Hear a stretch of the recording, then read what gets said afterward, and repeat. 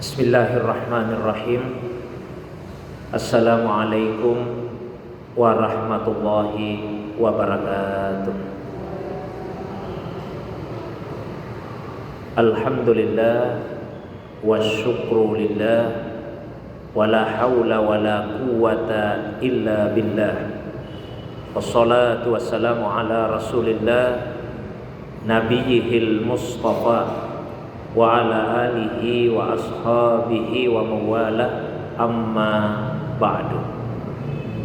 Ibu-ibu sekalian yang semoga dirahmati, dimuliakan oleh Allah Subhanahu wa taala.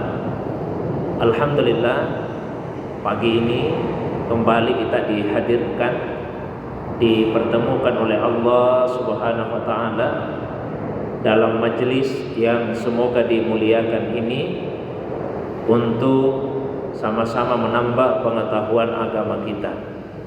Salawat dan begitu pula salam penghormatan semoga senantiasa tercurah kepada kekasih kita, manusia pilihan, Rasulullah Muhammad sallallahu alaihi wasallam. Begitu pula kepada keluarga beliau, para sahabat dan juga pengikutnya yang senantiasa istiqamah menghidupkan sunnah Nabi sallallahu alaihi wasallam. Ibu-ibu sekalian yang semoga dirahmati, dimuliakan oleh Allah Subhanahu wa taala, hari ini tanpa terasa kita sudah berada pada tanggal 25 Zulhijjah tahun 1443 Hijriah. Itu artinya insya Allah kurang lebih 5 hari ke depan kita akan memasuki tahun baru Hijriah, tahun 1444 Hijriah. Karena itu barangkali dalam kesempatan pengajian kita ini yang akan saya bacakan adalah doa yang diajarkan oleh sebagian ulama kita untuk dibaca di akhir tahun, dan juga doa yang dianjurkan oleh ulama kita untuk dibaca di awal tahun. Ya, doa ini sesungguhnya diajarkan oleh para ulama kita, terutama para masyayikh dari kalangan mazhab Hanabilah. Ya, mereka lah yang mengajarkan doa ini pada awalnya, dan populer sekali doa tersebut. Dan kemudian juga banyak diajarkan oleh para ulama-ulama kita di Nusantara, di Indonesia. Misalnya ada satu kitab, judulnya kitab Maslakul Akhyar, ditulis oleh Habib Utsman bin Yahya. Nah, di dalam kitab itu juga dicantumkan doa akhir tahun dan doa awal tahun. Saya bacakan dan kita akan sama-sama kaji kandungan dari doa tersebut. Yang pertama yaitu doa akhir tahun. Ya, bunyinya seperti ini.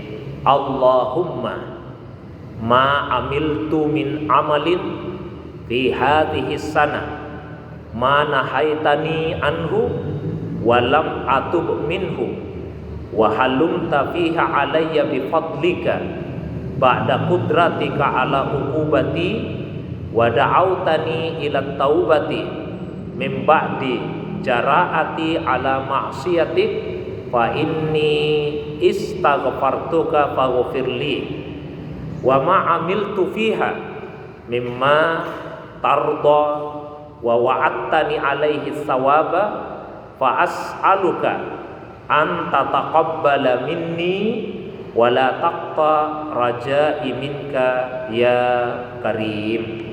Yang artinya, Allahumma, ya Allah, ma amiltu min amalin fi hadhihi sana, perbuatan yang saya lakukan di tahun ini, mana haitani anhu, yang sesungguhnya engkau larang darinya, ya. Walam atub minhu, dan saya belum sempat bertaubat dari perbuatan itu. Ya, saya belum sempat bertaubat dari perbuatan tersebut. Wa halumta fiha alayya, dan engkau senantiasa mencurahkan kasih sayangmu kepada saya ya Allah, bi fadlika, dengan karuniamu, ba'da qudratika ala uqubatik, padahal engkau kuasa untuk menghukumku, untuk menyiksaku atas perbuatan itu.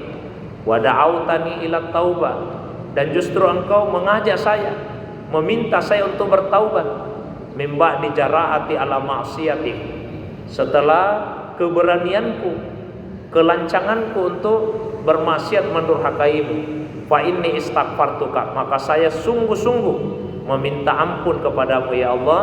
Faghfirli, maka ampuni saya. Wa ma amiltu fiha, dan perbuatan yang saya lakukan di tahun ini, mimma tarda, yang engkau ridai, wa wa'attani alaihi thawab, dan engkau menjanjikan kepada saya atas perbuatan itu pahala. Fa as'aluka, maka saya mohon kepadamu ya Allah, anta taqabbala minni, agar engkau menerima dari saya amalan itu. Wala taqta raja'i minka ya karim, dan janganlah engkau memutuskan pengharapanku kepadamu, wahai Allah yang maha mulia. Nah, itu doa akhir tahun. Nanti sekalian Bu ya, kita kaji sama-sama kandungan dari doa tersebut. Saya bacakan dulu doa awal tahunnya. Allahumma antal abadiyul qadimul awwal, wa ala fadlikal azim wa karim judikal muawwal, wa hadza amun jadidun qad aqbal, as'alukal ismata fihi minasyaitani wa awliyaihi, wal auna ala hadhihi nafsil ammarati bisu, wal istighala bima yuqarribuni ilaika zulfa ya zal jalali wal ikram. Ya Allah, engkaulah yang maha abadi, yang maha kekal, yang terdahulu. Atas karuniamu yang agung, kemuliaanmu, kedermawananmu yang merupakan pintu rahmat. Tahun baru ini sudah datang, maka saya memohon kepadamu ya Allah perlindungan di dalamnya dari setan dan penolong-penolongnya. Dan saya mohon kepadamu ya Allah pertolongan untuk menundukkan nafsu ammarah yang selalu mengajak kepada keburukan. Saya juga mohon kepadamu ya Allah supaya saya bisa menyibukkan diri dengan amalan yang bisa mendekatkan diriku kepadamu sedekat-dekatnya. Ya Allah yang maha memiliki keagungan dan kemuliaan. Itu doa akhir tahun dan doa awal tahun. Ibu-ibu yang dirahmati, dimuliakan oleh Allah Subhanahu wa taala. Nah, mari kita sama-sama Bu ya melihat kandungan dari doa tadi ya, doa akhir tahun dan doa awal tahun itu. Kalau pada doa di akhir tahun itu kandungannya adalah ya, di akhir tahun itu kandungannya kita membuat satu i'tiraf, pengakuan kepada Allah Subhanahu wa taala bahwa amal perbuatan yang kita lakukan di sepanjang satu tahun ini kan dua saja kemungkinannya Bu. Jadi ada dua kemungkinan perbuatan yang kita lakukan di sepanjang tahun ini, tahun 1443 Hijriah ini. Perbuatan yang pertama yaitu perbuatan yang sebetulnya dilarang oleh Allah. Kan tentu ada, bahkan mungkin banyak larangan-larangan Allah Subhanahu wa taala yang kita langgar selama satu tahun ini. Kemudian kategori yang kedua yaitu perbuatan-perbuatan yang kita lakukan dan itu diridai oleh Allah Subhanahu wa taala. Karena itu diperintahkan oleh Allah Subhanahu wa taala. Itu dua kategorinya. Nah, untuk yang pertama yaitu perbuatan yang kita lakukan yang sebetulnya dilarang oleh Allah Subhanahu wa taala, yang dilarang oleh Allah Subhanahu wa taala. Apabila Allah mau menghukum kita atas perbuatan itu, dengan mudah Allah melakukannya. Tapi alhamdulillah, segala puji bagi Allah. Tidak semua perbuatan dosa yang kita lakukan langsung kita dihukum oleh Allah. Ya. Tidak semua dosa yang kita lakukan itu kemudian kita langsung mendapatkan hukumannya. Seandainya Allah SWT mau langsung menghukum kita, dengan mudah kita dihukum. Namun Allah SWT tetap dengan segala kasih sayangnya, dengan karunia-Nya memberikan kesempatan kepada kita untuk bertaubat atas dosa-dosa itu. Meskipun tidak semua di antara kita memanfaatkan kesempatan untuk bertaubat yang telah diberikan oleh Allah Subhanahu wa taala tersebut. Maka kita membuat pengakuan di dalam doa tadi. Semua yang saya lakukan selama 1 tahun ini ya Allah, yang sebetulnya Engkau larang perbuatan itu, tapi saya tetap melakukannya. Dan saya belum sempat bertaubat atas dosa itu, tapi Engkau tetap memberikan kasih sayang-Mu kepada saya ya Allah. Padahal jika Engkau mau, kamu bisa menghukum saya atas perbuatan tersebut. Nah, itu artinya seyogianya kita ini bersegera untuk meminta ampun dan bertaubat kepada Allah Subhanahu wa taala. Tidak cukup hanya istighfar saja, Bu. Harus bertaubat juga. Karena ada orang istighfar, minta ampun tapi dia tidak bertaubat. Ya. Kalau kita melakukan dosa, terus kita ucapkan astagfirullah, itu artinya sudah istighfar, tapi belum tentu bertaubat. Karena taubat itu ada syarat-syaratnya. Apa saja syarat taubat itu? Yang pertama, syaratnya taubat harus dihentikan dosa. Jadi sekalipun istighfar sampai 100 kali misalnya, tapi kalau dosa itu tidak dihentikan, tidak taubat namanya. Contoh, Bu, ya. Misalnya, ini mohon maaf, katakanlah kan ibu-ibu, ya saya kasih contoh yang ibu-ibu saja, ya.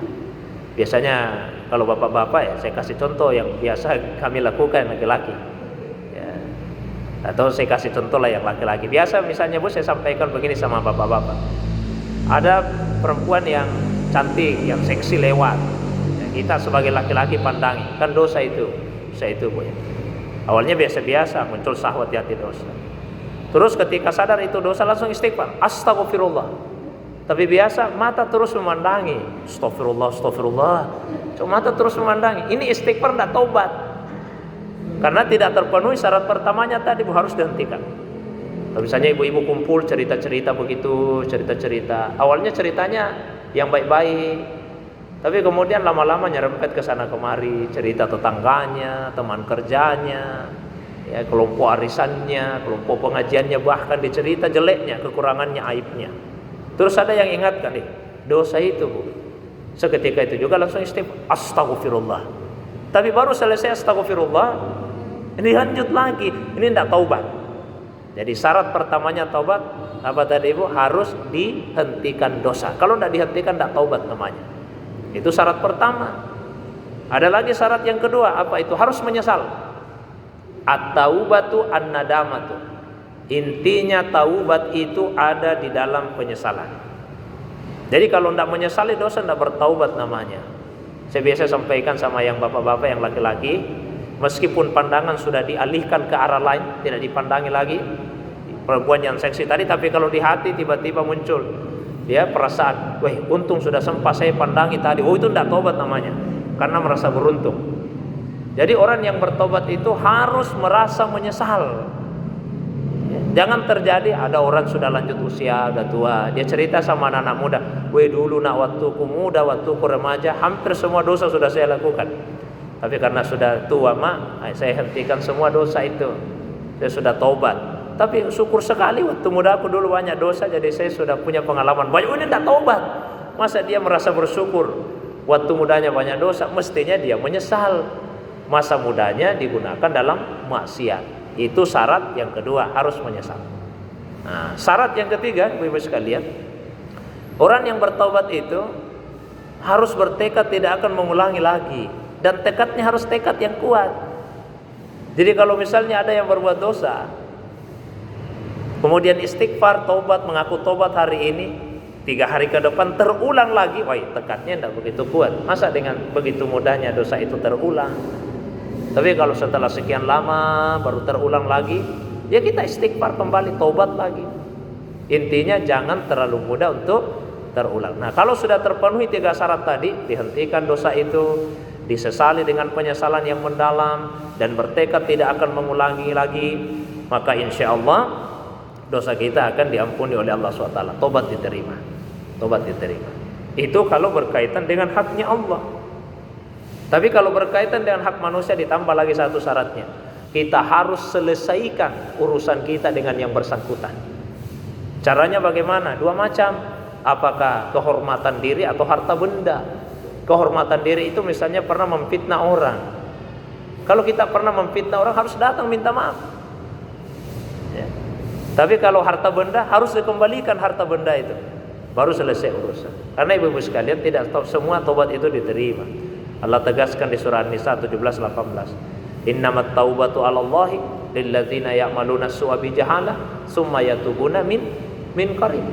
Sesungguhnya taubat yang diterima oleh Allah Subhanahu wa taala itu ya, hanyalah bagi orang yang melakukan sayyiat, melakukan dosa-dosa, itu pun yang kategori yang kecil-kecil ya. Kemudian dia bertobat dengan segera. Innamat taubatu 'alallah lilladzina ya'maluna su'a bijahalah. Itu pun dia lakukan karena jahalah, keteledoran, bukan karena kelancangan ya. Summa yatubuna min qarib. Lalu dia bersegera meminta ampun kepada Allah SWT. Itulah yang diterima tobatnya oleh Allah. Nah, sebaliknya, walaisatit taubah, dan tidak ada taubat ya, bagi orang yang melakukan sayyiat. Mohon maaf, kalau tadi yang diterima itu dia lakukan satu kesalahan. Kalau ini sayyiat, dia melakukan banyak kesalahan. Hatta idza hadara ahdahumul maut, dan dia tunda-tunda taubatnya sampai ketika kematian sudah menghampirinya, barulah ia berkata, qala inni tubtu, sekarang saya bertobat. Ya, sekaranglah baru saya bertobat. Walalladzina yamutuna wa hum kuffar. Tidak ada juga taubat bagi orang yang meninggal dalam keadaan kekafiran.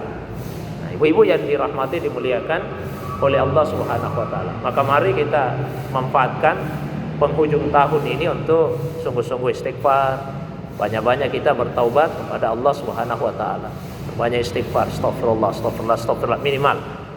Agak panjang sedikit, astaghfirullah wa atubu ilaihi. Ada istighfarnya, ada taubatnya. Agak panjang lagi, astaghfirullahalazim alladzi la ilaha illa huwal hayyul qayyum wa atubu ilaihi.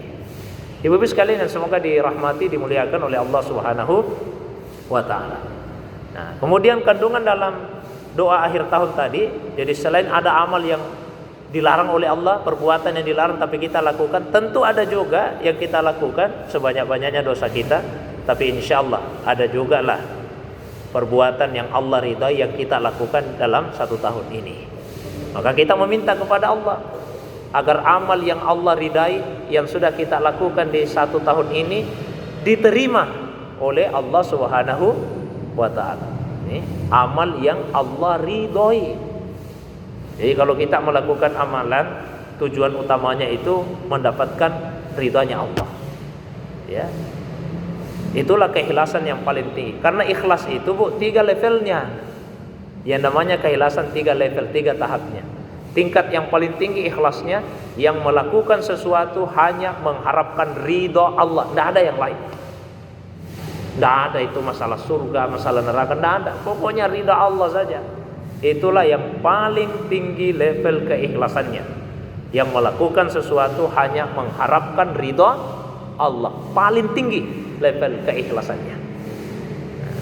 Level yang kedua, selain dia mengharapkan ridha Allah, juga mengharapkan surganya Allah. Kan ada doa itu yang sering kita baca, terutama di bulan Ramadan. Allahumma inna nas'aluka ridhaka wal jannah wa na'udzu bika min sakhatika wan nar. Ya Allah, kami mohon kepadamu ridhamu dan surga, ya. Dan kami berlindung kepadamu ya Allah dari murka dan api neraka. Ya. Kita memohon kepada Allah Subhanahu wa taala agar kita dikaruniai ridha, setelah itu juga meminta surga. Jadi jangan mengatakan, Bu, kalau kamu salat karena mau masuk surga, wah itu tidak ikhlas. Ikhlas juga, tapi ikhlasnya level 2 ya. Level 1 kalau hanya mengharapkan ridha Allah, level 2 ridha sama surga. Masih ada ikhlas level 3 paling rendah. Selain mengharapkan ridha Allah, mengharapkan juga surga, dan mengharapkan juga imbalan di dunia. Ibu, kenapa rajin sekali salat duha? Saya sering dengar ceramah, kalau rajin salat duha, rezekinya dilancarkan, dilapangkan. Jadi rajin salat duha karena ingin rezekinya lancar. Boleh tidak begitu, Bu? Boleh, tapi level 3 ikhlasnya. Ya, tidak ada masalah. Ya. Kan di dalam hadis itu disebutkan, hadis qudsi, bahwa Allah SWT berfirman, irkali arba rakaat fi awalin nahar, salatlah untuk saya 4 rakaat di awal hari, akfika akhirah, saya cukupi kebutuhan kalian sampai hari itu berakhir. Ya, jadi Allah yang kasih jaminan, sehingga kemudian kita salat duha untuk mengharapkan kecukupan, kelancaran, kemudahan, keberkahan, rezeki dari Allah Subhanahu wa taala. Ada yang rajin salat tahajud. Rajin sekali salat tahajud. Saya pernah baca hadis, kalau rajin salat tahajud dihindarkan dari aneka macam penyakit. Jadi rajin salat tahajud karena ingin sehat tubuhnya. Boleh tidak begitu? Boleh. Tapi ini level ikhlasnya 3. Tapi jangan itu yang semata-mata menjadi tujuan kita. Tetap nomor 1 itu keridaan Allah. Yang kedua imbalan di akhirat berupa surga. Dan yang ketiga imbalan di dunia yang dijanjikan dalam pelaksanaan ibadah itu. Jadi kalau begitu Ustaz, yang tidak ikhlas itu yang bagaimana sebetulnya? Yang tidak ikhlas itu kalau melakukan ibadah lalu mengharapkan imbalan dari makhluk, mengharapkan imbalan dari manusia. Oh, itu baru tidak ikhlas. Kalau mengharapkan imbalan dari manusia. Contoh, ada yang rajin keliling masjid, Bu. Keliling masjid. Keliling masjid, salat Jumat atau salat subuh, dia keliling itu masjid dalam satu kota. Bapak rajin sekali keliling dari satu masjid ke masjid yang iya. Saya lakukan ini supaya nanti kalau pemilihan saya bisa dapat suara yang banyak. Berarti dia melakukan ibadah tersebut karena mengharapkan imbalan dunia dan dia mengharapkannya dari manusia. Ini yang tidak ikhlas. Nah, di ujung doa akhir tahun tadi kita memohon kepada Allah, wala taqta raja'i minka ya karim. Jangan putuskan pengharapanku kepadamu ya Allah. Jadi kita itu mesti punya raja, pengharapan yang besar kepada Allah. Seorang mukmin di hatinya mesti ada khauf, ada raja. Ada rasa takut, ada juga pengharapan. Kita takut karena sadar banyak dosa yang kita lakukan.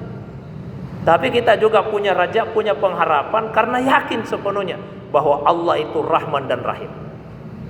Allah itu Ghafur. Allah itu Tawwab. Sehingga ada raja, ada pengharapan kita kepada Allah Subhanahu wa taala. Ya. Ada yang mengumpamakan ulama kita bahwa khauf dan raja, rasa takut dan pengharapan itu seperti 2 sayap.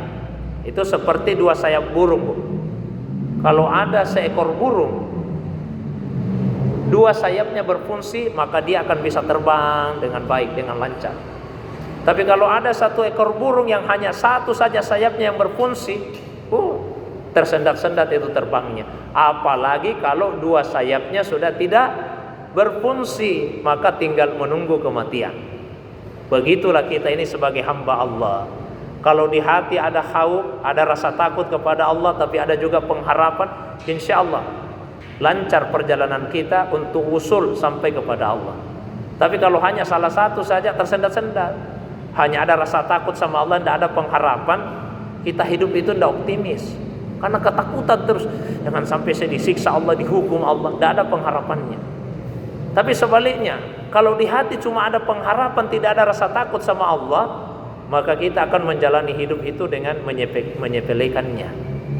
Mudah kita berbuat dosa karena selalu di hati, diampuni di Tuhan ini. Jadi hanya raja, tidak ada khauf. Apalagi kalau ada seseorang sudah tidak ada takutnya sama Allah, tidak ada pengharapannya, tinggal menunggu matinya hati. Jadi di hati itu mesti ada rasa takut sama Allah dan ada juga pengharapan kepada Allah. Itu kira-kira, Bu, ya, kandungan dari doa akhir tahun tadi. Nah, terus kalau doa awal tahun, kandungannya itu kita memohon kepada Allah 3 hal. 3 hal, ya. Kita memohon kepada Allah Subhanahu wa taala 3 hal. Yang pertama, kita memohon perlindungan dari setan dan aulianya, penolong-penolong setan. Bagaimanapun setan ini adalah musuh abadi bagi kita ini manusia. Tidak akan ada satu waktu pun yang dilewatkan oleh setan tanpa berusaha untuk menggoda kita. Ya. Dan kalau kita mau hadapi sendiri tidak bisa, Bu. Harus dengan memohon perlindungan kepada Allah Subhanahu wa taala. Ada seorang syekh, dia tanya sama muridnya, "Wahai muridku, kalau misalnya kamu ingin masuk ke suatu rumah, terus di depan rumah itu ada anjing penjaganya yang sangat galak, baru mau mendekat, dia sudah menggonggong keras. Bagaimana caramu supaya bisa masuk ke dalam rumah itu?" Kata muridnya, saya usir anjing itu, wahai guru. Saya usir. Lalu gurunya lanjutkan pertanyaan, kalau setelah kamu usir dia datang lagi, apa yang kamu lakukan?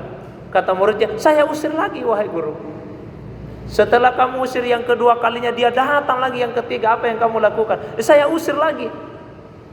Kata gurunya, kalau itu terus yang kamu kerjakan, nak, terlalu panjang dan berliku-liku jalan yang kamu mau tempuh untuk masuk ke dalam rumah itu. Lalu gantian muridnya yang bertanya, kalau begitu wahai guru, beri saya tuntunan apa yang harus saya lakukan.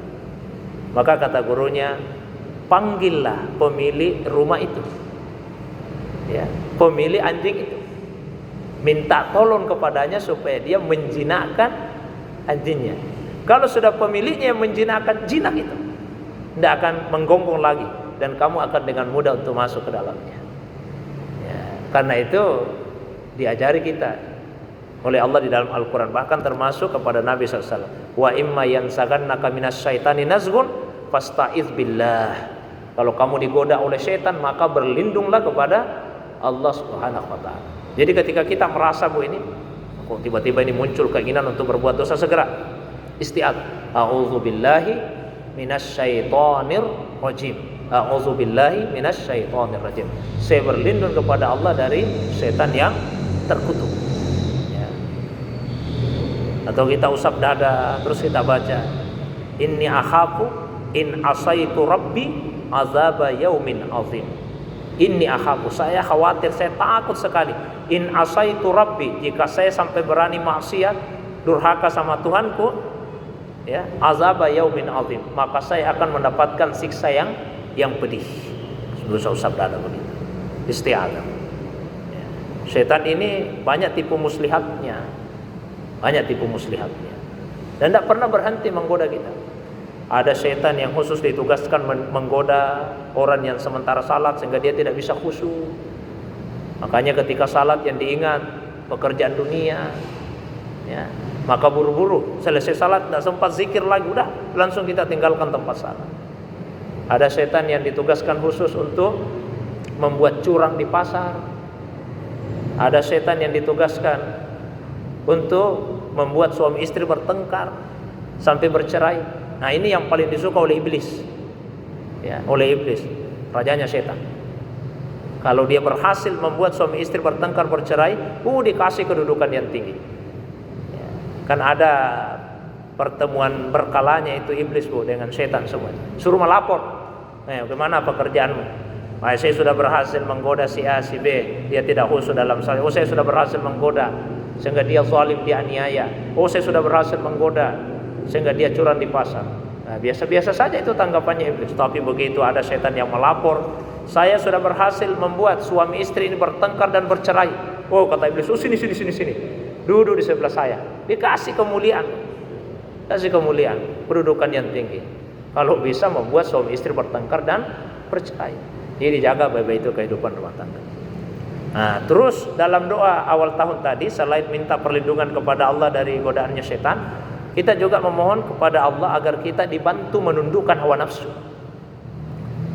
Karena dosa itu ada yang disebabkan oleh godaan setan, ada yang disebabkan nafsu kita sendiri, ya. Jadi ada setan, ada nafsu. Kalau setan ini khariji, di luar diri, tapi kalau nafsu di dalam diri kita, dan itu lebih berat perjuangannya. Sehingga ada sebuah hadis yang sekalipun lemah dari segi sanad mata rantainya, tapi sahih dari segi matan, dari segi isinya. Nabi menyatakan, raja'na minal jihadil asghar ila jihadil akbar.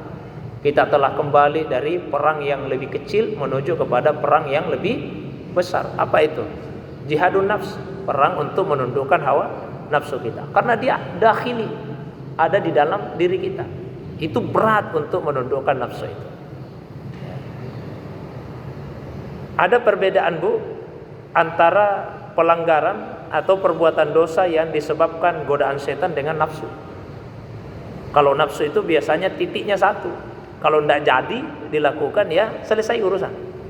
Tapi kalau setan, kalau tidak selesai satu dialihkan ke yang lain. Karena yang terpenting bagi setan itu bukan apa dosanya, tapi yang penting dia berbuat dosa saja. Yang penting dia berbuat dosa. Contoh Bu ya, misalnya mohon maaf ini. Katakanlah ada seseorang, mohon maaf Ibu ya. Ada seseorang yang ingin melakukan perbuatan asusila. Tapi begitu dia mau keluar dari rumah, turun hujan deras. Waduh, tidak bisa saya pergi ini. Tidak jadi deh. Oh, berarti keinginannya tadi untuk melakukan perbuatan asusila itu dorongannya nafsu. Karena begitu gagal, tidak jadi. Sudah selesai urusannya. Tapi kalau setan tidak begitu. Macam-macam caranya. Contoh. Waktu ibu tadi mau datang pengajian, digoda itu oleh setan, Bu, digoda. Apa kata setan? Tidak usah pergi, Bu. Itu digoda. Ibu bisa melawan setan, mengalahkan dalam satu godaan tadi. Oh tidak, saya harus pergi. Apakah sudah berhenti urusannya? Tidak berhenti. Dialihkan godaannya. Kata setan, oh iya, kalau begitu pergi saja Bu. Tapi tidak usah buru-buru. Nanti jam 11 lah baru pergi. Suruh kita lambat-lambat datang. Ya.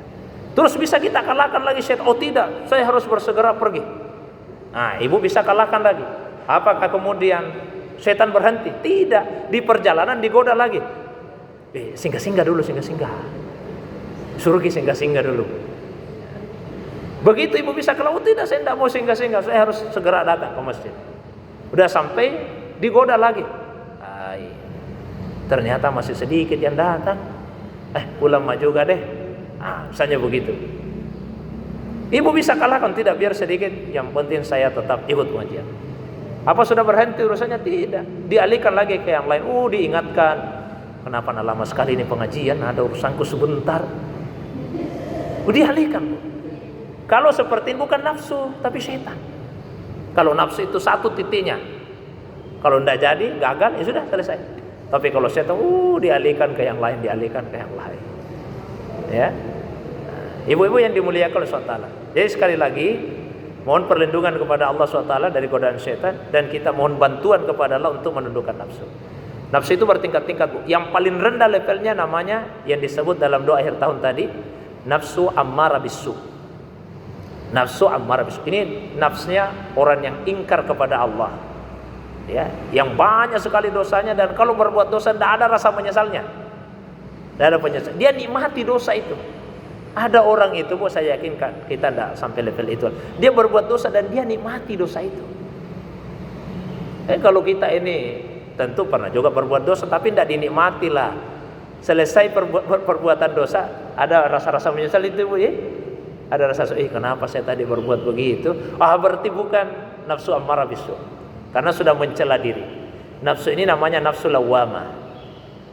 Nafsu lawwamah. Kita bisa tingkatkan lagi nafsu kita, Bu.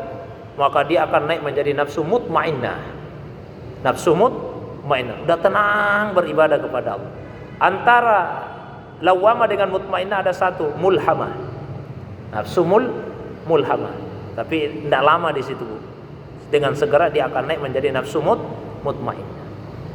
Udah tenang dia beribadah. Kalau ikut pengajian tenang, khusyuk. Ya, kalau salat tenang, baca Al-Quran tenang. Ya. Lalu kemudian naik lagi levelnya menjadi nafsu radiyah. Selalu ridha kepada Allah SWT. Apapun ketetapan Allah dia terima. Dikasih nikmat dia ridha. Dikasih ujian dia ridha. Itu nafsu radiyah. Naik lagi nafsu kita akan menjadi nafsu mardiyah, yang diridai oleh Allah. Dan pada puncaknya dinamakan dengan nafsu kamilah, nafsu yang paripurna. Ini para nabi, para siddiqin, ya. Mereka yang senantiasa jujur membenarkan apapun yang Allah sampaikan. Para muqarrabin yang sangat dekat dengan Allah Subhanahu wa taala. Dan di setiap satu level tadi bertingkat-tingkat lagi. Jadi misalnya nafsu kamilah. Nafsu kamilahnya para nabi beda dengan nafsu kamilahnya para siddiqin. Beda dengan nafsu kamilahnya para muqarrabin, beda-beda. Sama-sama kamilah, tapi kesempurnaannya berbeda. Tentu yang paling tinggi tingkat nafsnya itu adalah Rasulullah sallallahu alaihi wasallam. Ibu-ibu yang dirahmati dimuliakan Allah Ta'ala. Terus di akhir yang kita minta kepada Allah dalam doa awal tahun itu, semoga kita disibukkan diri, disibukkan, ya, wal istighala bima yuqarribuni ilaika zulfa, disibukkan dengan amal yang bisa mendekatkan diri kita kepada Allah sedekat-dekatnya. Bagaimana supaya kita sibuk dalam ketaatan? Karena kalau orang itu sibuk dalam ketaatan, maka dia akan teralihkan dari kemaksiatan.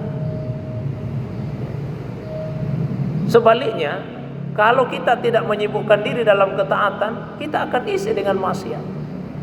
Coba kalau anak-anak tidak banyak pekerjaannya, sibuk itu main HP, game, akhirnya sembarang dia buka situs-situs yang tidak bermanfaat, yang bahkan bisa mengarahkan ke dosa. Karena dia tidak menyibukkan diri dengan ketaatan. Anda ada di kerja, udah grup-grup WA saja, yang rumpi apa macam-macam. Tapi kalau sibuk dengan ketaatan, maka insya Allah teralihkan dari maksiat. Jadi kita juga bisa meminta kepada Allah, ya Allah, cukupkan saya dengan yang halal, supaya saya tidak lagi tergoda dengan yang haram. Ya. Kemudian kita minta kepada Allah SWT, ya Allah, masukkan di hatiku kenikmatan melakukan ketaatan, supaya saya tidak tergoda dengan maksiat. Ya Allah, cukupkanlah karuniamu kepada saya, supaya saya tidak menggantungkan diri kepada yang selain diri. Kan gini Ibu ya, gini. Mengapa ada orang yang korupsi? Apakah karena sedikit hartanya? Kira-kira Bu, itu orang korupsi sedikit hartanya tidak? Pernah lihat tidak di TV orang korupsi itu miskin, orang miskin? Jarang Bu, orang banyak hartanya, tapi tidak merasa cukup. Akhirnya dia tempuh cara yang lain. Kenapa ada yang melakukan perselingkuhan? Apa karena tidak ada istri, tidak ada suaminya? Kalau tidak ada, bukan perselingkuhan namanya. Ada istrinya, ada suaminya. Tapi kenapa dia tetap melakukan itu? Karena tidak merasa cukup dengan yang halal. Jadi masalah kita ini bukan masalah kekurangan, tapi masalah tidak merasakan kecukupan. Minta kepada Allah dicukupkan dengan yang halal, supaya kita tidak tergoda dengan yang haram. Sama juga, minta supaya masuk di hati itu kenikmatan melakukan ketaatan. Kalau kita salat, kita rasa nikmat. Kalau kita baca Quran, kita rasa nikmat. Kalau kita ikut pengajian, kita rasa nikmat. Kalau sudah terasa nikmat berbuat ketaatan, teralihkan kita dari maksiat. Ya. Lalu kita mohon kepada Allah agar dicukupkan karunia-Nya, sehingga kita tidak menggantungkan diri kepada yang selain Allah SWT. Itu kira-kira kandungan dari doa akhir tahun. Nanti kita baca hari Jumat Bu ya, setelah asar 3 kali lah. Dan kemudian awal tahunnya dibaca setelah maghrib, malam Sabtu dibacalah 3 kali. Mohon kepada Allah SWT. Nah, saya tambahkan sedikit ya, boleh nanti saya sharekan ya, nanti saya sharekan. Saya kira itu Bu sebagai pengantar. Kalau ada hal-hal yang ingin didiskusikan, ada yang mau ditanyakan, baik yang berkaitan langsung dengan kandungan doa tadi atau masalah agama yang lain di luar dari apa yang saya sampaikan, saya persilakan kepada ibu-ibu sekalian. Demikian, assalamualaikum warahmatullahi wabarakatuh.